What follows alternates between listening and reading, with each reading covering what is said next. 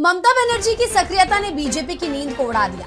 ममता की कोलकाता में रैली में हुई जबरदस्त भीड़ के बाद बीजेपी बौखलाई दिखाई दे रही है और इसी बौखलाहट में ममता बनर्जी पर हमले की खबर सामने आई। सवाल तभी बीजेपी पर उठ रहे थे।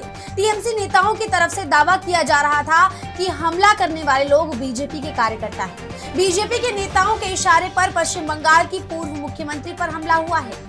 ममता बनर्जी ने यहाँ तक दावा कर दिया कि उन्हें मारने की साजिश रची गई। वहीं सवाल बंगाल पुलिस पर भी उठ रहे हैं कि जिसने किसी भी हमलावर को पकड़ने की कोशिश नहीं की। वहीं पश्चिम बंगाल के मुख्यमंत्री शुवेंदु अधिकारी ने तो हमले से पल्ला ही झाड़ लिया, कह दिया कि ये जनता का गुस्सा है। हमला करने वाले लोगों के पास बीजेपी के झंडे नहीं। सवाल उठ रहे हैं कि क्या पूर्व मुख्यमंत्री को सुरक्षा देने की जिम्मेदारी सरकार की नहीं है। वैसे इस मामले में एक के बाद एक कई बड़े खुलासे हो रहे हैं, जिसके बाद बीजेपी बुरी तरह से घिरती हुई दिखाई दे रही है। शुवेंदु अधिकारी जवाब नहीं दे पा रहे हैं। दरअसल ममता बनर्जी की गाड़ी पर बीते दिन हमला किया गया, बड़े बड़े पत्थर फेंके गए, कीचड़ फेंका गया।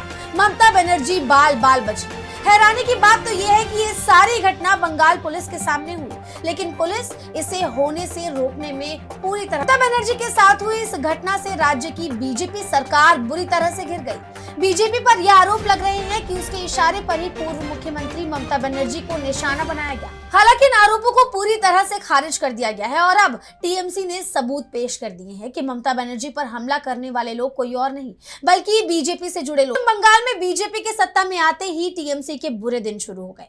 पहले पार्टी में बड़ी टूट देखी गई, कई विधायकों और फिर सांसदों ने बगावत की और एनडीए को समर्थन दिया। टीएमसी में हुई इस टूट के पीछे पार्टी ने बीजेपी पर आरोप लगाया कि बीजेपी टीएमसी सांसदों को डरा धमल कर रही है। टीएमसी में हुई तमाम तोड़फोड़ के बाद भी पार्टी प्रमुख ममता बनर्जी कमजोर नहीं पड़ी। बीजेपी सरकार